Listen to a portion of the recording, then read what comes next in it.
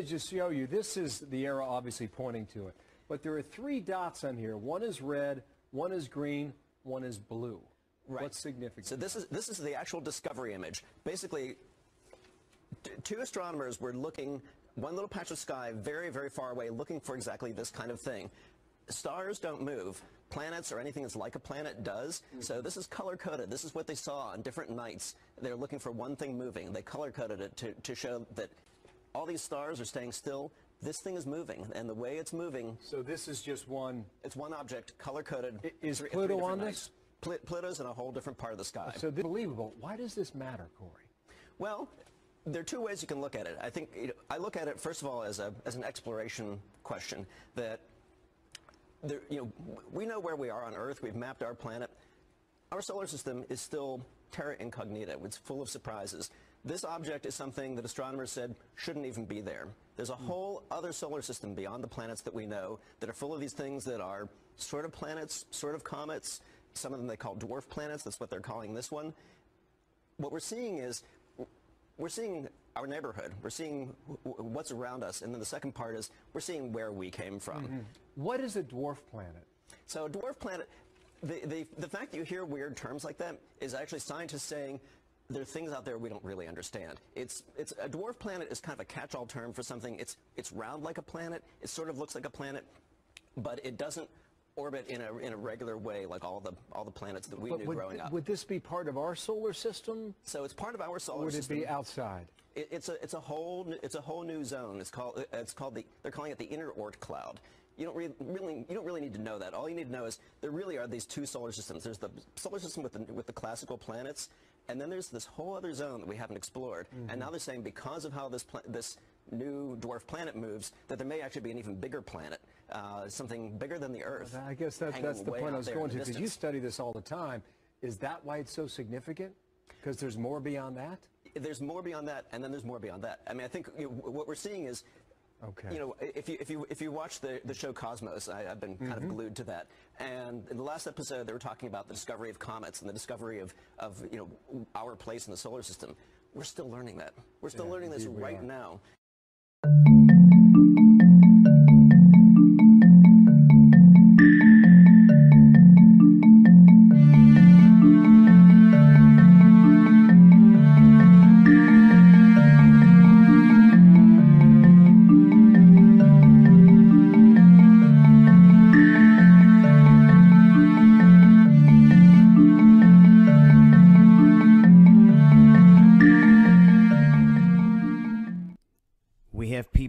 Harris Township, stating that they have this goo all over everything, their boats, their houses, their cars, the streets, I mean, you name it. Initially, these people thought that this was coming from the birds. But upon closer inspection, it turns out to be this black goo, similar to a tar-type substance. So there's 26,000 people in this area where this is just raining down all across the place, coming down from the sky, and so far they don't have an answer for it. But as of right now, it remains a mystery until we get some test results. This black goo that is raining down in Michigan.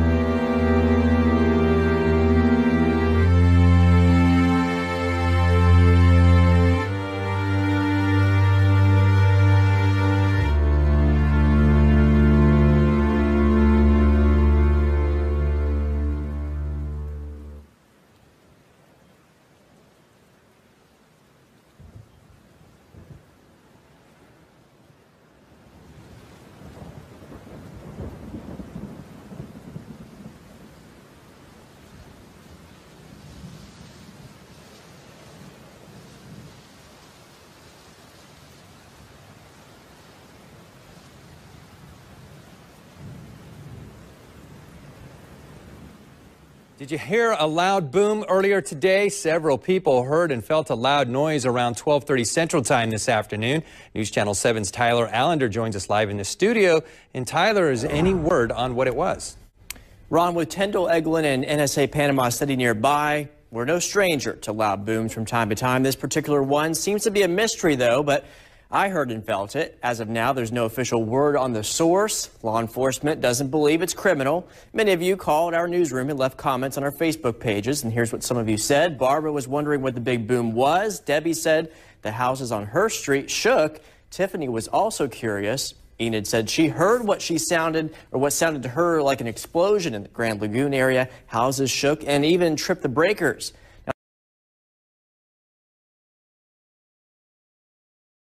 All over Carter County took to social media about a loud boom that shook their homes and workplaces around 10:15 this morning. News 12's Amy Jensen spoke with Air Force bases about what might have caused it. The whole building shook. I felt the boom, and then it just like roared. I was here waiting on a customer, and all of a sudden there was this huge, what I thought was an explosion.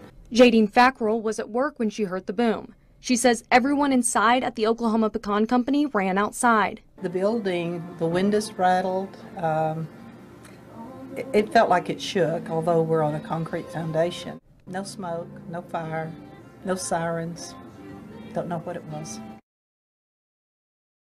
Imagine for a second being woken up by what sounds like a cannon outside your window. Well, that's how a lot of people are describing a mysterious boom in the Huntington area. When you hear something so loud it shakes your home, you expect you'll find something when you look out your window or start talking to people in your neighborhood. But that's not the case with the booms heard all across Huntington last night. So I ran to the back door and looked out, but I didn't see anything. It rattled the windows, shook the walls, and it jolted the doors. But it didn't leave a trail. What in the world is going on? It's what a lot of people in Huntington have been wondering. All I heard was a big boom. Anytime there's something like this that happens where there's no real evidence to prove where the sound came from. We've heard Jesus is coming. We've heard lots of things. So, I've been hearing some strange noises outside now for a bit. I'll open the window to show you. It's really strange.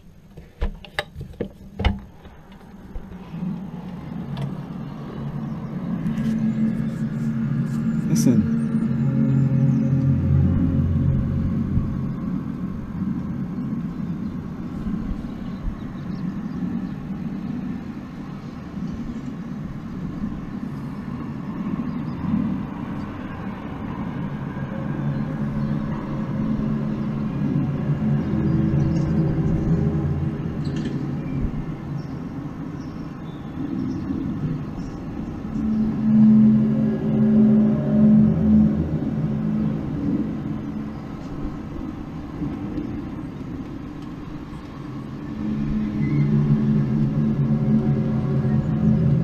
I don't know what it is, but it's starting to freak me out a bit. I don't like it. It's been happening every kind of 10 minutes, half an hour. But there it is again.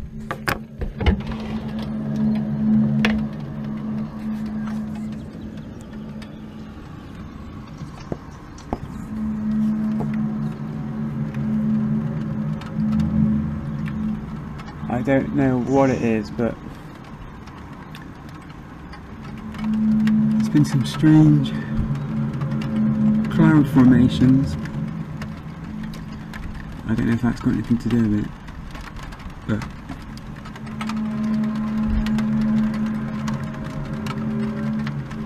it's freaking me out.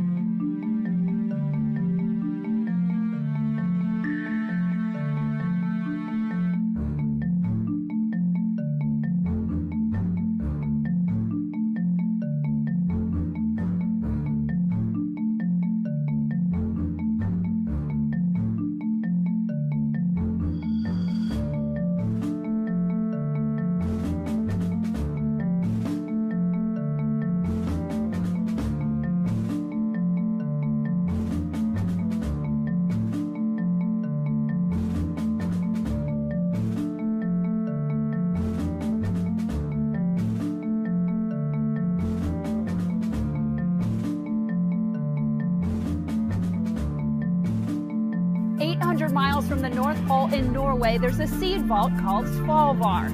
It contains the seed of nearly every plant variety in the world. Often called the Doomsday Vault, it is used as a last resort in case a region suffers from a catastrophic event, wiping out its food supply. No seeds have ever been removed from the vault, but serious war may change that. The Norway Vault is like the Noah's Ark of the world's food supply. It contains duplicate samples from the regional seed banks located around the globe.